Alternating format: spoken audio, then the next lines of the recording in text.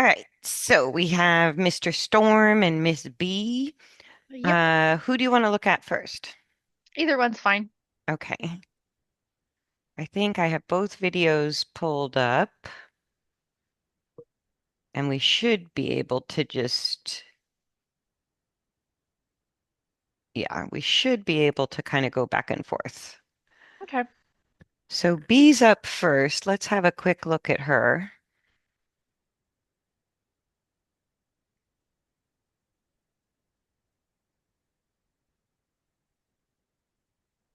Let me mute the sound. And so what's going on with her? How are things going in general? They're going pretty good. We have not been able to do much riding at all. Um, Partly laziness, partly the saddle gets really, really hot when I'm working her. And yeah, it's also just been timing and everything has been hard. So we've pretty much been doing 20 minutes on the long reins on the ground each way. On I don't small know what the circles? you go. Yeah, on small circles. Yep. So 10 minutes each direction. Um, I don't know why the pivo isn't keeping up, but maybe it'll figure it out.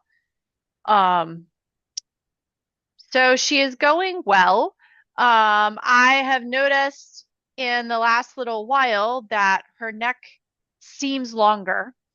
Um, and her she almost in a way looks a little muley, like the way her head and her neck look. She is it has a little bit of a like muley features, which I'm sure is just some sort of shift going on in her body. um Well, I'm not she's really all that worried. still, and this is usually what people call confirmation. I find it's just posture, but it's like her neck has been doing a lot of the work. So her neck looks too small for her head, and her neck looks Yeah, too small. Like her back looks really long compared to her neck. And typically that's a confirmation point. But I find because she's been just basically in the posture of extension, that's how the muscles have developed, which is very yeah, typical of gaited horses. And so, what I saw right off the bat starting off is that she's right away trying to lengthen the neck. She's still not yes, stable enough, particularly through her hindquarters, to kind of keep the neck long. So it shortens, it lengthens, it shortens, it lengthens. But as she gets more stable and engaged with the hindquarters, the back will appear shorter and the neck will appear longer because all of that for her is muscular. It's just posture. And yeah, already she doesn't look nearly as dropped in the back as she used to. So she yeah, doesn't look like she's got a big sway back with her butt stuck up in the air. And the muley kind of look you're talking about is that neck looking too short for her head. yeah, Yeah. And so the more like this is still, I think, just a great exercise when you're busy, when you don't have a lot of time, when your cat walks in front of your laptop. Um, black cat, black pony. and so the circle, like I was just thinking this morning as I was driving.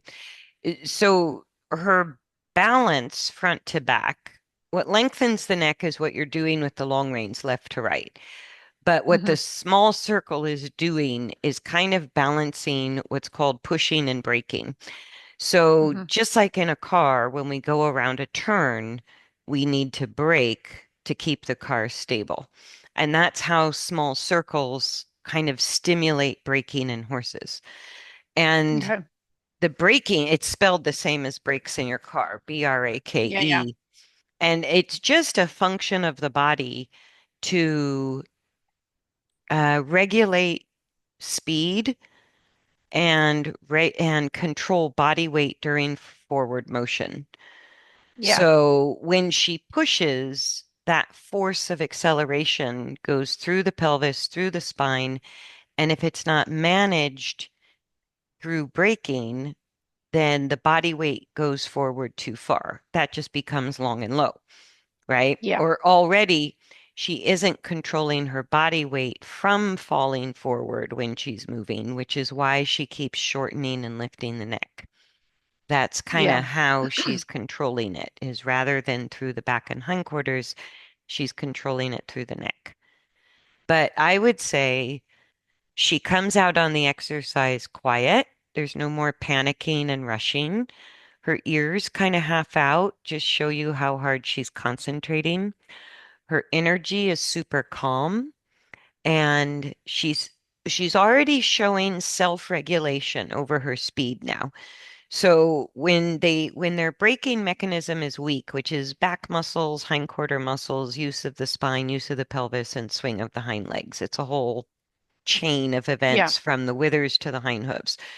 And when that's weak, they rush and go faster and can't control speed. So the faster they go, they're kind of using momentum, the momentum of speed to stabilize. And they Yeah. kind of panic because it's not really self-stability, it's just momentum. Yeah. So her slowing down, and you may notice, like even since we've been watching her go around to the left, she's even slower than what she started off at. Yeah. And so if she slows down even more and shortens the stride length on the back end, but she lengthens the neck on the front end, now you're getting some idea of her balanced tempo, right? And then we can work with something close to her natural tempo to really balance that braking and pushing, which is what generates speed and tempo during motion.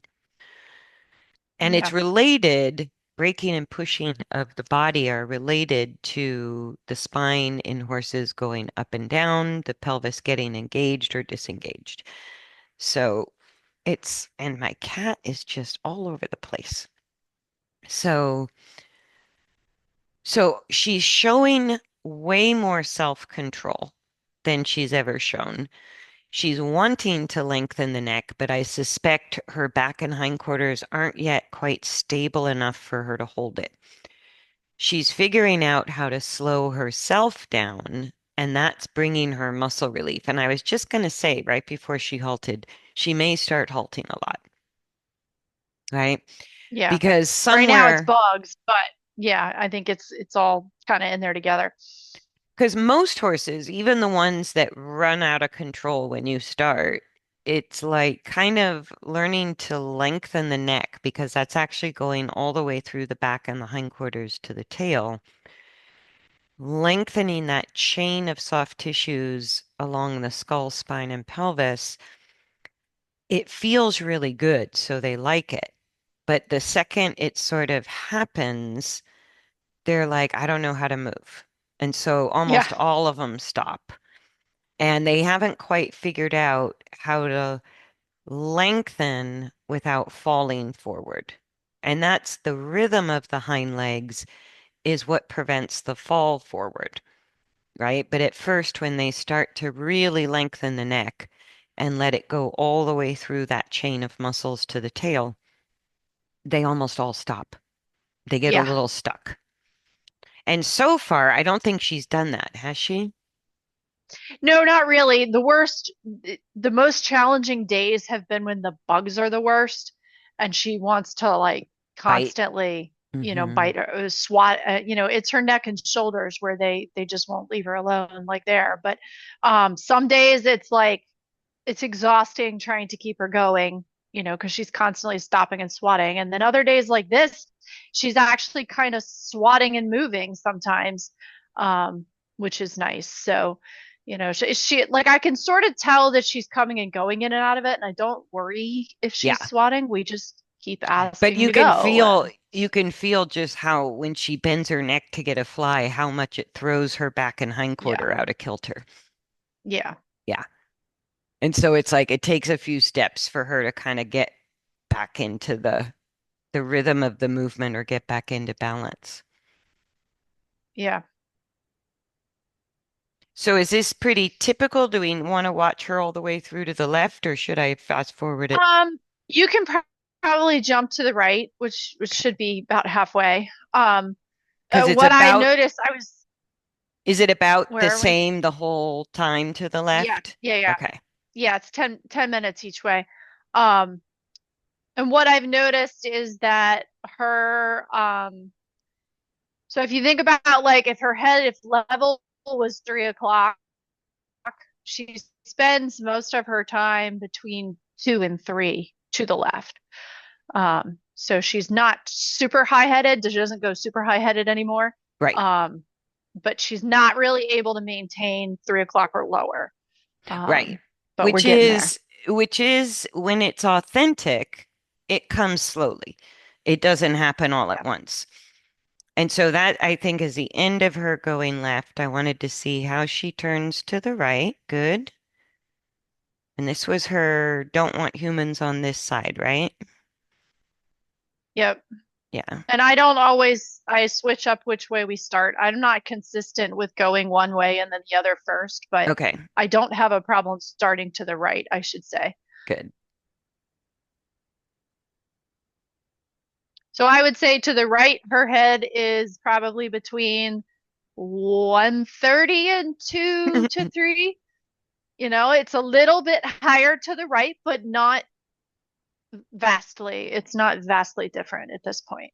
No, and right away, she's got a relatively steady rhythm. It's not too fast and she's not stopping. So she's starting to get control through her back and hindquarters. She's lengthening the neck, yeah, about the same as the other direction. So I don't see a huge discrepancy anymore going right versus going left, which is Yeah, really good news because it used to be one side is fine, the other is not fine at all. And so she's starting to equalize her balance in both directions, which is really good. And it takes longer to condition a horse on the long reins, but if they're unrideable for some reason, or if we're just short on time, if I'm short on time, continuing with the long reins on the circle, I never lose progress with the coordination. yeah, It's like you could take them right up to just feeling easier under saddle, or you could ride them in the meantime. It kind of doesn't matter. yeah,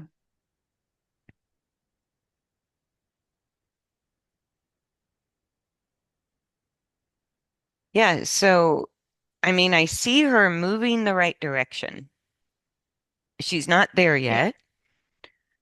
She's still, and a lot of it still, I think, has to do with her lateral instability, which is why I like her on the long reins, where you're giving her the most support with the left to right balance and letting her pick the speed. And if the circle's not too perfect, that's okay. But she really stays nicely forward on a small circle. So that's, if they will, then I like to work there because I'm going to get yeah, more engagement while I'm working on the left-right balance if I stay on a small circle. yeah, If she starts stopping all the time and it gets hard to get her to go forward, which can happen, then I'll make the circle bigger. But I would kind of stick with this exercise until she's in a more definite long and low, because she's not going to immediately go to balance like long and level with her neck. She's probably going to have her head below her back for a short period of time. And when she can maintain that start to finish on the long reins, both directions, that's when you know to start changing up what you're doing. I think okay, until then, I wouldn't change the speed. I wouldn't change the size of the circle because it's all kind of working. I would just keep working on this size circle as often as you can. It looks like now you can work both directions equally, and they're kind of the same. They're at the same stage of development, no major restrictions in either direction. And when she can start to keep her neck long, like at least never lift it above her back for the whole yeah, session, then you know she owns the change. Like she's got it. As long as yeah, you see like her neck kind of going up and down, that's the thing I watch more than the rhythm coming and going right now, or what she feels like on the long reins. It's like she's finally stable enough to attempt lengthening her neck, but she's not strong enough to prevent the weight from really being too far forward. So then she lifts the neck up again. Yeah. But any questions? Because I really wouldn't change what you're doing at this point with her. I would add to Yeah. this, if you're going to ride her, give her at least 5, 10 minutes each way on the long reins as a warm up. I wouldn't go straight to riding with her unless the only thing you plan to do is get on and off and not ask her to move. You could go to the Yeah. mounting block and do that without warming her up first, but if she's going to move around under saddle, I would give her a warm up on the long reins before asking her to move under saddle. Yeah. Right now we're not doing a lot with that, partly because of time and partly because she's so unstable under saddle that I'm kind of was waiting for you to get back so that we can do a little bit of that together. Okay. Because I think having someone lead her is going to be more useful than me free walking her at this point under saddle. Well, and Uh, that sort of tells you whether or not it's really time to ride for the horse more than us.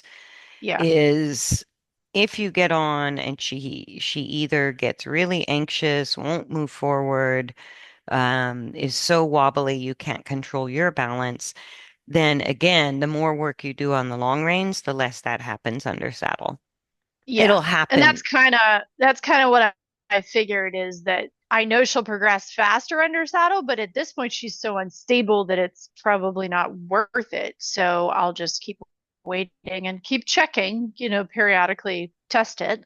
Um, Well, it and kind of otherwise we'll just keep depends doing this. because some horses progress faster with less riding, and other horses progress faster with the rider. And even if you ride in balance, whether the horse is balanced or not, some horses still just do better with weight off their back, and some horses just do Mhm. better with weight on their back. And it's not right or wrong either way.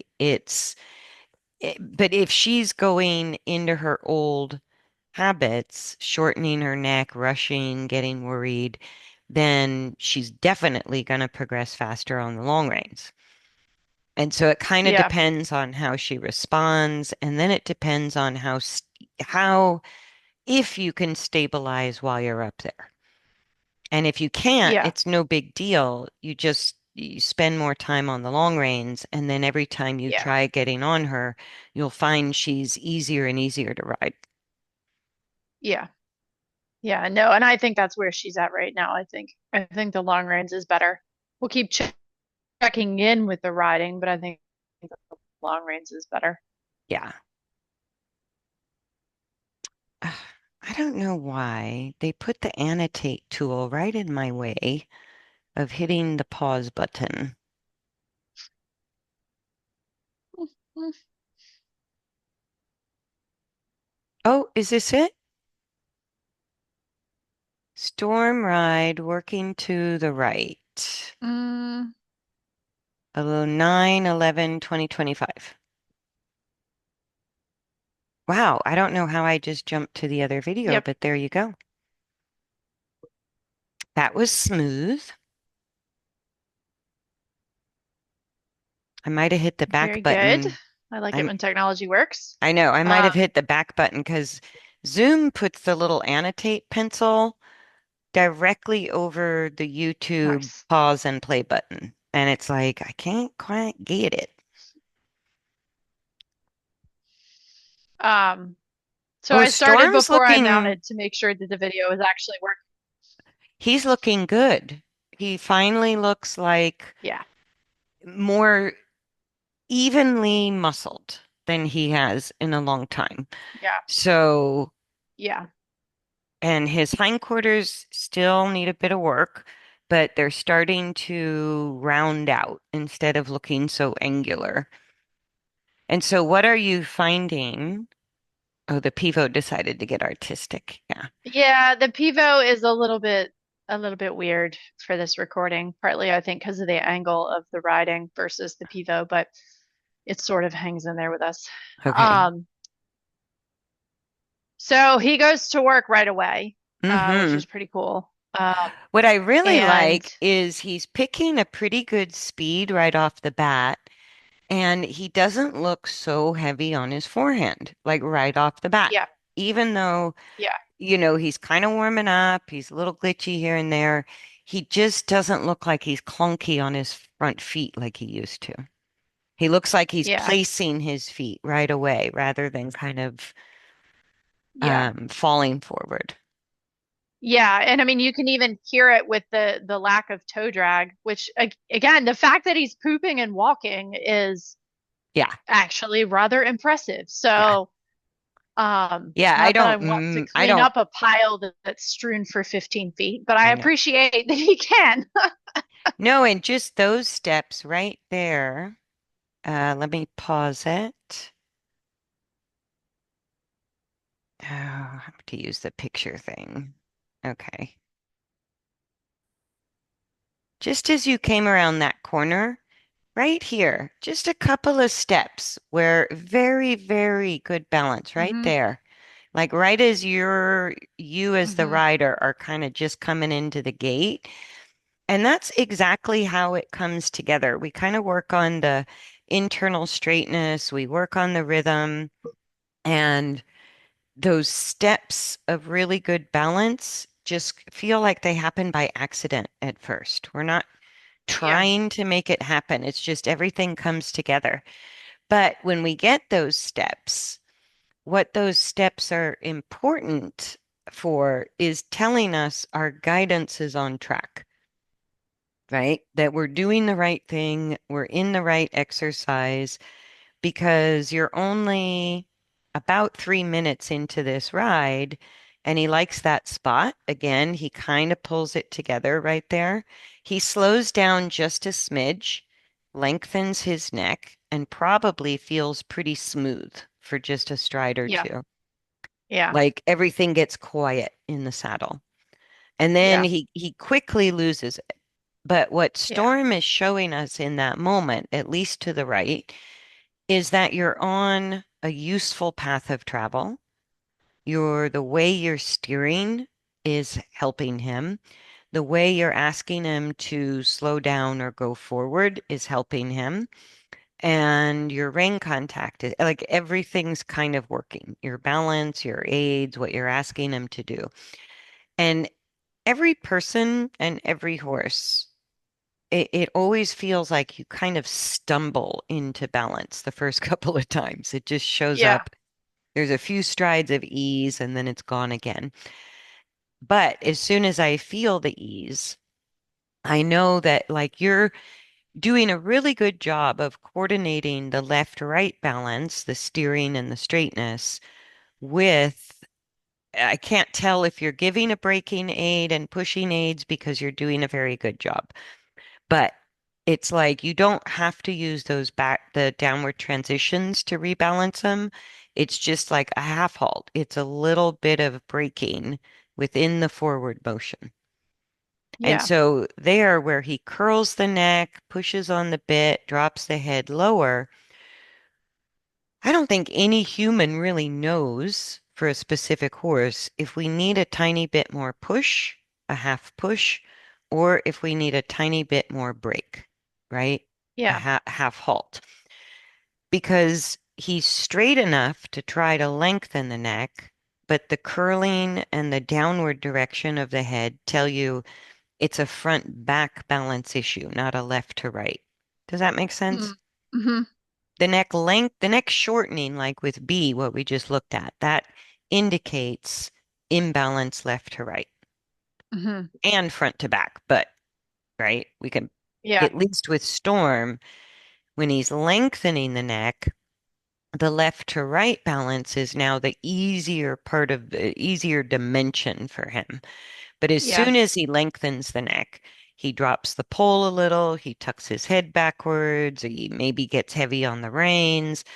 And so in that case, you go, okay, I'll pay attention to the internal straightness and the steering, but my main focus is going to be, do we need a little more acceleration, pushing, or do we need a little less acceleration, braking, Yeah. Yeah. right?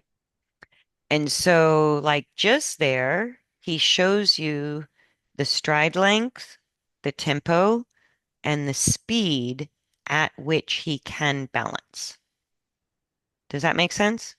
Yeah, So, if I were there in person, I'd be whipping out the metronome on my phone because nice. you no longer like the first time we tried working with the metronome, it was chaos because he needed full transitions. He Yeah, even needed a full transition and maybe even a step backwards before he could get control again to go forward without falling. yeah. So now he's developed some strength and some coordination around that. You definitely don't need full downward transitions or full upward transitions. You need half transitions to just help him stabilize that equalization between going and woeing or going and Hmm. stabilizing, Hmm. right? So that curling of the neck is just telling you he's almost there and then he loses it, Yeah. right? So what I would do is when oh, bye-bye Pivo quit working. Okay. Um, as he comes around, like, do you, as you're going, kind of know where the hind feet are? Are you feeling the step of the hind legs? Yeah. Yeah, I'd say so most of the time, I think. Okay. Unless he really loses everything. Unless it all So, falls apart, which is not happening very often now. right. And where you're going to feel like just there, please, let me see if I got it. Every single time, and all horses do that, they have a little magic spot where their balance comes together. And Yeah, so the sweet spot. yeah, Yeah. his little magic spot is over on that side near the gate. And so Yeah. the tempo, you'll probably feel the landing of each hind hoof the clearest over in that area. So that would be the area where, like, you're kind of working, you're giving him aids as he comes around most of this rectangle or circle. And then as he comes through that last corner and heads down the long side here with the tree behind the fence, Hmm. like just here, Hmm. he pulls together his best moments of balance. So if like that's when I would listen and go, do I feel the hind feet more clearly? Right. And as soon as he starts curling the neck, now what do I feel? When I feel the hind feet clearly, what's the rhythm? And that gets you close to his natural tempo because his natural tempo is not going to be 100 beats per minute, right? It's not quick, Yeah. but it's the rhythm that is the balance. Regardless of the stride length or the speed or whether the tempo is slow or fast, it's the consistency of tempo that's equalizing, pushing and braking, which is what engages the hindquarters and lifts the back, right? Yeah. So there with his neck long, right?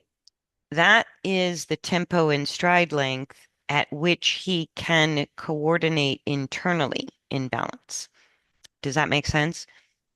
Yeah, so that's what I need to look for if we're gonna Mm-hmm. use the metronome. Right. Okay. I So might have to figure it out while watching the video. well, we can play with it a little. Let me grab my phone. I think I still have it on.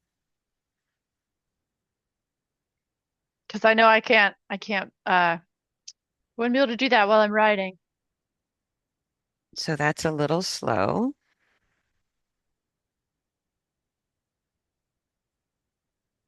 That's a little fast. You see? Can you hear the Yeah. beeps as I'm doing it? No, it's not coming through. Really? What's There. Is what's that the number? working? It might be. No, it's probably Zoom blocking it out. Oh, Uh, what's let me go back. Let me see if I can find it. So it opened what up was at the beats? it opened up at 60 and that looked too slow. And then I bumped it up to 70 and that looked too fast. So let's see if he comes around again. And this may show up on the recording, even if you're not hearing it. Yeah, I've got mine too. Two, one, two, one, two, one, two. Yeah, 65 beats per minute. 65. Mm-hmm. Okay. Yeah. So that's kind of how you find the tempo for balance. And not a competitive tempo. It has nothing to do with your dressage test. It's like in his best moments of balance, when you feel the Yeah. stability in the saddle, you see the neck lengthen, you're not having to give aids for 2 or 3 strides. Then when I first put on 60, he was way ahead of it, and I bumped it all the way up to 70, and that looked like he was way behind it. So Yeah. 65 actually kind of nailed it. Let me see.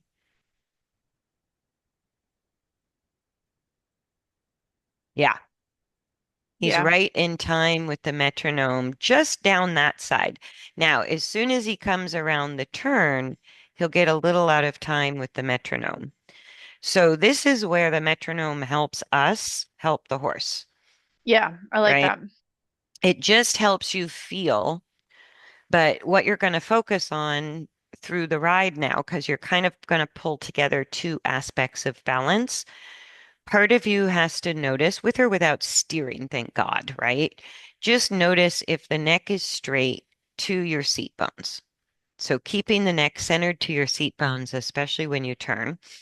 And then think of each hind leg landing. So if you can't feel the hind legs, it's not because you lack feel, it's because they're too far back and they're not Mm. coming under enough. Okay. Hmm. So if you can't clearly feel the landing of each hind leg, slow the tempo down, maybe just 1 beat per minute at a time until, Hmm. because it might be 63, it might be 64, it might be Yeah. Yeah. 61, right? But you need to feel each step. And this is going to clean up the left to right balance because if there's any asymmetry in the use of the hind legs, you can't keep the tempo. Yeah. So if you just, and it's think of it this way too. It's always easier to increase, sorry, it's always easier to decrease the swing of a leg that's healthy than it is to Then it is increasing. increase the Yeah. swing of a Yeah. leg that's been restricted. Yeah. That makes sense. So, yeah, and you know that from your own body, Yeah. Yeah. right? Otherwise, your good leg gets overworked, and that's the one that usually goes lame, while your protected leg hardly does anything. Yeah. So, equality between the stride of the left and right hind leg is part of staying in a precise tempo. So, if you just keep the neck straight and you play with shortening the stride, you'll find where each step can hit the beat. Right. And what most people Yeah. do is when the horse is out of tempo, they try to just push, push, push. The trick is shorten the stride without losing the energy. And that's where the Yeah. beeps help the timing of our aids for slow down, speed up, or shorten stride, don't lose energy. But because his pelvis is still a little unstable, and because he has a known restriction on the right hind leg, making the steps smaller does two things. It's going to equalize the discrepancy of use between the left and right hind leg. It's also because the reason you've never really felt his hindquarter is because his hind legs were behind his torso much more than they were up underneath his torso. Yes. So if we can't feel the landing of the hind legs, it's because they're not there to be felt, Yeah. right? Period. They're not in the right They're out the place. back. Right. So Bees aren't even in the same country at this point. exactly like B's a great example that her leg goes backwards a lot easier than it comes forward, Yeah. right? So the reason we're shortening stride is to equalize the leg swing forward to back. So if we can't feel the hind legs, we already know they're too far back. Yeah. So the more we shorten the stride length, the easier it gets to equalize the forward to back swing of the leg. Yeah. And then the tempo helps us with them still pushing in a short stride length. And you did band, right? Very Yeah. short Yep. stride lengths, very fast Yep. tempos. That's marching. Hmm. And so it's like keeping that tempo when the whole band has to make a turn. Some people are marching in place, Yep. right? Keeping the tempo without moving forward. Yeah. And so when you shorten, and it's easier actually, right? When we shorten stride, it's actually easier to balance than when we lengthen stride, Yeah. right? Especially if the tempo's quick. Yeah. It But sucks to be the guy on the outside of the turn. right, exactly. Having, Yeah. yes, because when you're doing like a wheel thing, Yeah. right, the inside person is taking very short strides, and the outer edge person has to take the longest strides, but everybody's in the same tempo. Yep. And so that's a lot of work if you're on the outside of that, whatever they call the Yep. wheel. Well, yeah, turn. Yeah. Hmm. So keep playing with shortening the stride, shortening the stride, shortening the stride until you absolutely know where the hind feet are. And then play with the shortening of the stride is related to the braking. That's going to be your back and your reins. And then your leg aid, maybe a whip, will be your pushing aid, right? Yeah. And you're alternating when you're developing a stable tempo, you alternate between those aids pretty rapidly, right? But it's the equalization, no matter the stride length or tempo or actual speed, it's that equalization that stabilizes the pelvis and the spine. It engages the hindquarter and it increases spinal flexion, so it lifts the back. And I Yeah. think he's ready for that if the tempo isn't too much. So Yeah. 65 is pretty slow because I would say like a competitive tempo, what they want to see in a dressage test is like 90 to 100. Oof. Yeah. So That's fast. that's a lot faster. Yeah. And then the trot tempo is going to change, of course. It's a different gait. But in the walk, I just follow the hind legs 1, 2, 1, 2, 1, Yeah. 2, and try to get those feet precisely in time with the beeps. Different musical instrument to play, but it's still about rhythm. It is. Yeah. Because I was Yeah. saying to So, somebody the other day, I started calling it internal rhythm, lifting the back, hmm, engaging the hindquarters, that coordination. Because it's like you can't have a balanced horse without rhythm, just like you can't actually have music without rhythm. yeah. It's even jazz has an underlying rhythm, right? Yeah. And it's like it's impossible to have music without rhythm. And I go, it's also impossible to have balance in horses without rhythm. Yeah. But rhythm doesn't mean fast tempos, fast speeds, and long strides. It means rhythm. So there's slow songs and there's fast songs, Hmm. and both of them are music. Yeah. Yeah. So get your band stuff back out. Yeah. Right. And Yeah. again, each time as we're letting the video play through, you see how he's getting like one or two more strides in there before he Yeah. loses his balance. Yeah. And it is one of the great mysteries of the universe to me, why horses find their balance in one specific location on a circle, I know. but they all I do know. it. And And it's that corner and sometimes the long side, um, where he pooped, like that down that long side and then that side. And of course it has the better, there's the fence there and all of that, but hmm um, it's just it is. It's that like almost all of our rides, that's where it's gonna be. So he might So be sort of like leaning on the fence line a little. And yeah, yeah, when you take a fence line away, visually we feel like we're floating a bit more. There's nothing to lean on. yeah, But he definitely likes that corner on a right-hand turn into that short straight line, and you're already preparing for another turn, which yeah. might be the reason the short side is so good. Well, and what's interesting is that corner is actually slightly less than 90 degrees. It's not a perfect 90. Mm, The way that the fence came together, it's a hair tighter than a 90. So I don't even know if that has anything to do with it or not, that it's actually a pretty tight turn, all yeah. things considered. It's not just a regular square corner. Um, Like one of the things you might play with when you play with tempo is you might find if you go on the circle you had B on, it's easier mhm. to keep the tempo. I think with Storm, it's, I think he does better on squares and rectangles than He circles. does. Okay. Yeah, no, he definitely does, at least at this point. I have not tried a true circle in a long time. We've had to do some weird ovals periodically when it's been muddy and stuff. And sometimes I use the longer part, so I go straight past both gates and do an oval that way rather than this way. Mm-hmm. So we do switch it up occasionally, but this oval squarish is um, Yeah. kind of the And best I route. like, yeah, the footing's pretty good. The fence line is there. It's a good area to work. And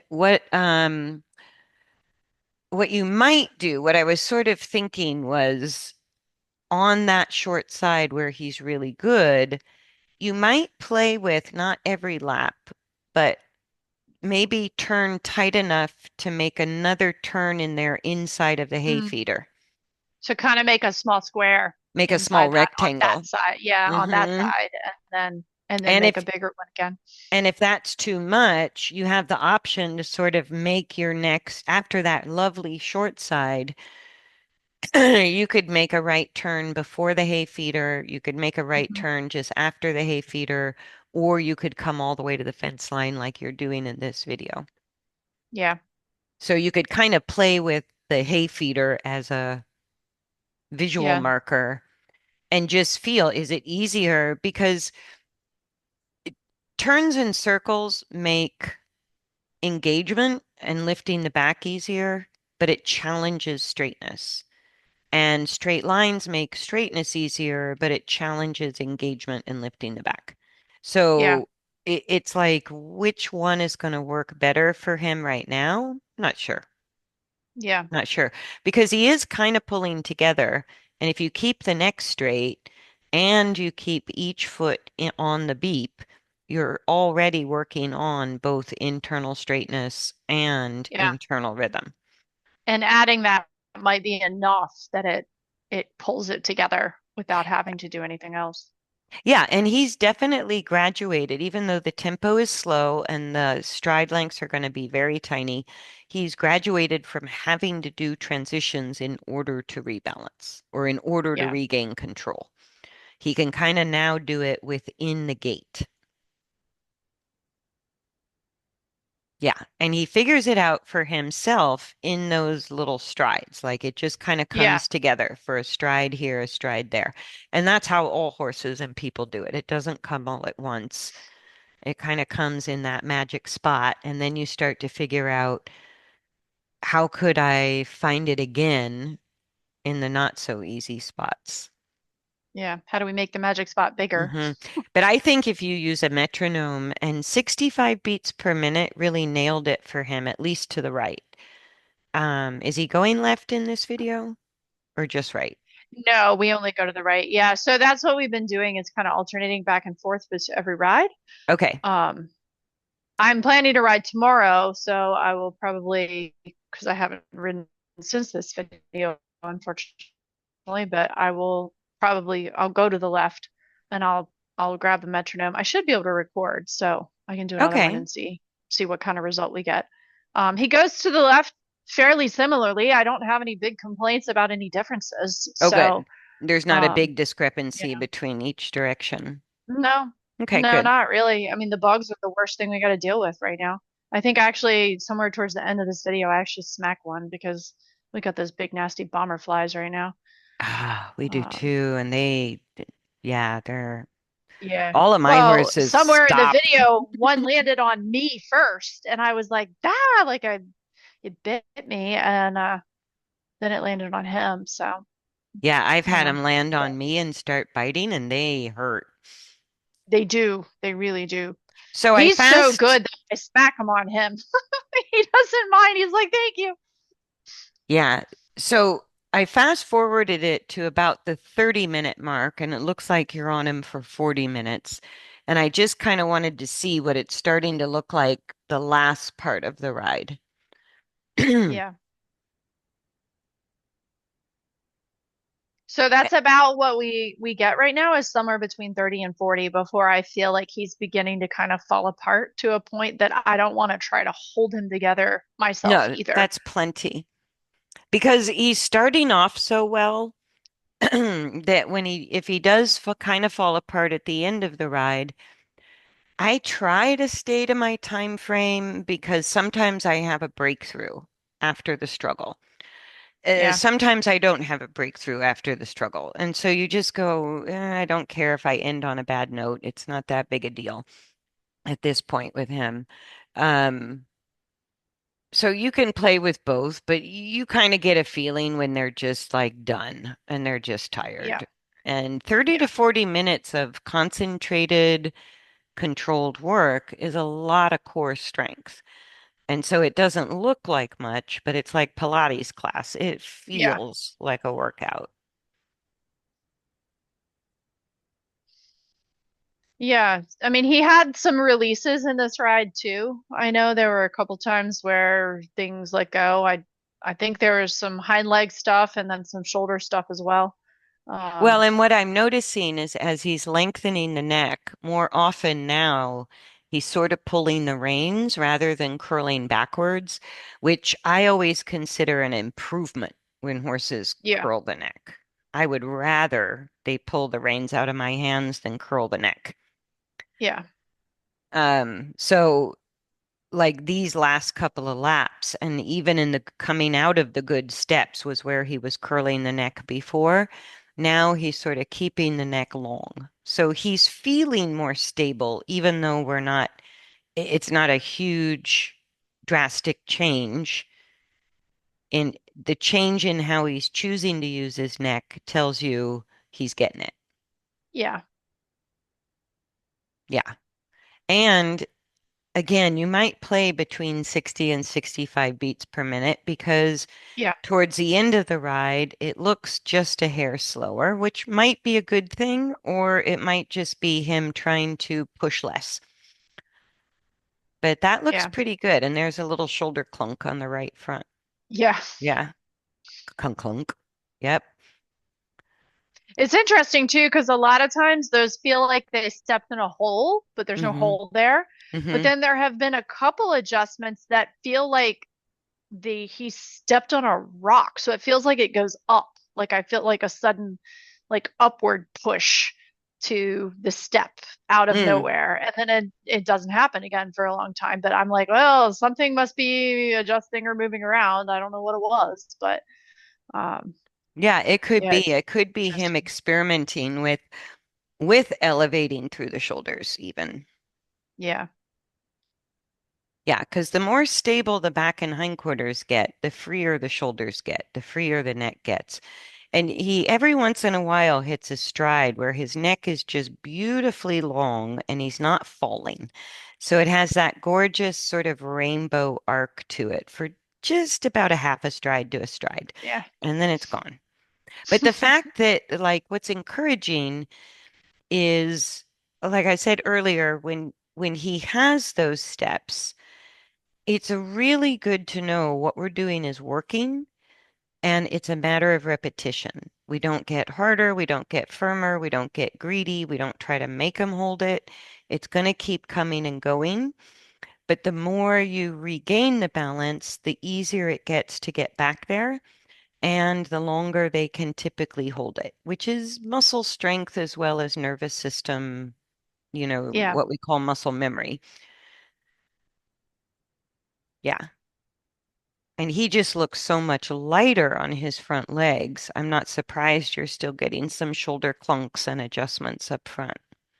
Yeah.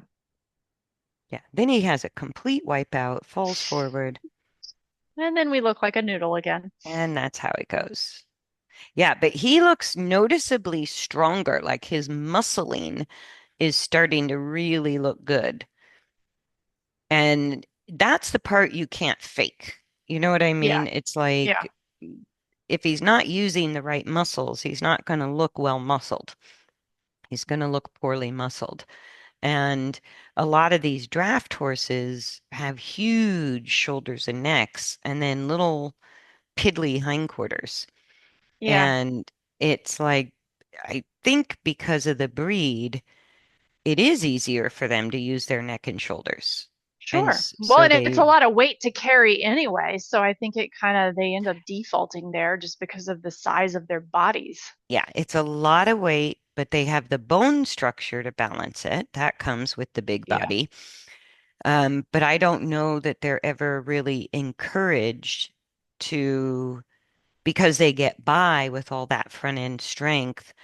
It takes more effort to actually, in some ways, engage the hindquarter and lift the back. Yeah. Yeah, The but other thing that's I've pretty noticed about good. his front end, he, you know how they call it getting being pigeon chested with Hmm. all the extra muscle like in their chest. I've noticed his is really soft lately, so I Hmm. actually think it's beginning to atrophy. But the first phase of that is that it's like real soft, and actually Tally is the same way. They both have like it's like really squishy there now, Yeah, and so I'm hoping that's a sign that it's not being used, and so therefore the muscles are just they're super soft because there's no tension in them. They're not getting worked, and then it's a they'll just reverse disappear. balanced, like when the front end is balanced, it's a reverse of pigeon chested. And so when they're pigeon chested, when the pectoral muscles look like a bird chest, they come out between the front legs. That's because the muscles are working with too much weight on the forehand, Yeah, right? So as the weight lightens on the forehand and the back and hindquarters strengthen, that muscle development does change. And it does get all squishy, like you said. And then what yeah. happens is it actually should be working in the reverse direction. So pigeon chested is a down forward direction that they're managing. When Mm-hmm. they're up and back in that direction in balance, the same muscles actually widen the front legs apart from each other. And the muscle use is the front legs actually push upward more than they push forward. So Yeah, when they're on the forehand, the front legs are breaking, so they don't reach out very far, and they're pushing, which is why they go so far back. And yeah, that's my whole problem with tracking up. I go, it indicates yeah. nothing Nothing. because it doesn't mean the hind legs are coming forward. It could mean the front legs aren't getting off the We're ground. going backwards. Yeah, Right. The yeah, front legs being too far back. And yeah, so we're starting to see hints of it with Storm, where instead of paddling backwards with the front legs, there's a little bit of upward direction of force. The yeah, reach forward is longer, and the push is more upward than backward. yeah, And that might be what you're feeling. That's why I said you might be feeling him pushing up a little bit now and again, which is very different than the shoulder clunk where they feel like they stepped in a hole. That's yeah, more of a spontaneous adjustment, but he might already be playing with that upward direction of push through the thoracic sling. So it's really good, and it's definitely pulling together the two dimensions of balance into three-dimensional balance. I say yeah, two dimensions of balance. What I mean is I can separate out the left-right balance for horses and people, but I cannot separate the vertical and horizontal aspects of balance for a person or a horse. Like that makes those, sense. yeah, those two are so intricately linked. They can't be separated, whether it's a horse Yeah, or a person. So what you're doing with the braking pushing balance, that's just the aspect of internal rhythm, is the forward force, propulsion, is converted. That's the pushing mechanism generating the forces of motion.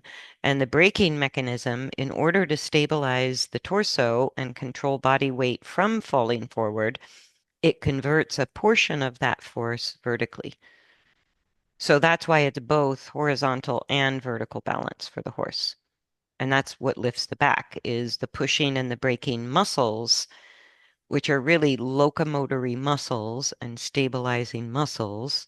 When they work equally, there's equal force going forward and upward. And that Yeah. has zero to do with speed. That can happen in a Yes. gallop or that could happen in a piaffe. It's the Yeah. same principle. Yeah.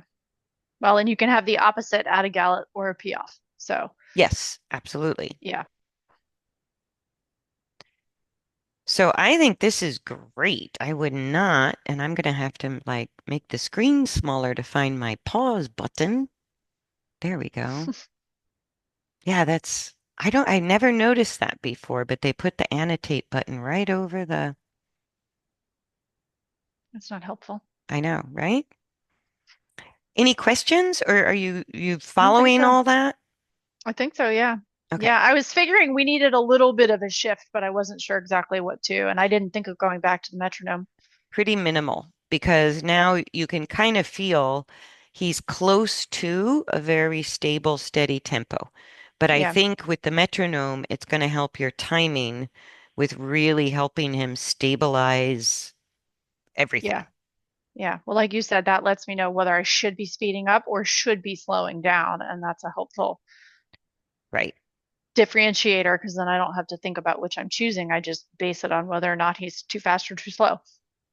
Yeah, and I don't think I ever could have learned this without a freaking metronome. Yeah. Like No, I I could see that go, because what are you basing the quote good steps on? How do you know what that rhythm truly is without having something external that's giving you the indication? And so, how do you know if you're supposed to speed up or slow down to get back to that sort of sweet spot, their natural internal rhythm? You'd have no exactly. way of knowing. It So, also helps us understand how shortening stride doesn't necessarily reduce power. I go, it's like putting your truck in four low. If you yeah, want more power to get out of the mud, you don't go faster, yes, right? You have yeah. more control, and that's what gets you out of the mud. Four-wheel drive, go slower. Every horse That's girl the knows that. difference between torque and horsepower at that point. So, yeah, Right, right. So braking is sort of torque and pushing is sort of horsepower. yeah, Right? And so yeah, that balance between the two is what makes it smooth and rhythmic. And it's the way horses lift the back, engage the hindquarters. And actually, for people, it balances sort of the forward back movement of our spine and stabilizes our pelvis. And even with people, it's like most people have to slow down and stop a lot and shorten the stride a lot to get it equal, to get it in yeah, balance. yeah. And so it's like, so do horses. Yep. Not that different. Nope, not Yep. really. But that's very good. So any final questions or anything we didn't cover? I don't think so. No, Okay. they're both humming along as often as I can work them, Yes, which they is are. usually once a week, but sometimes more. Okay. Let me hit the pause or the stop.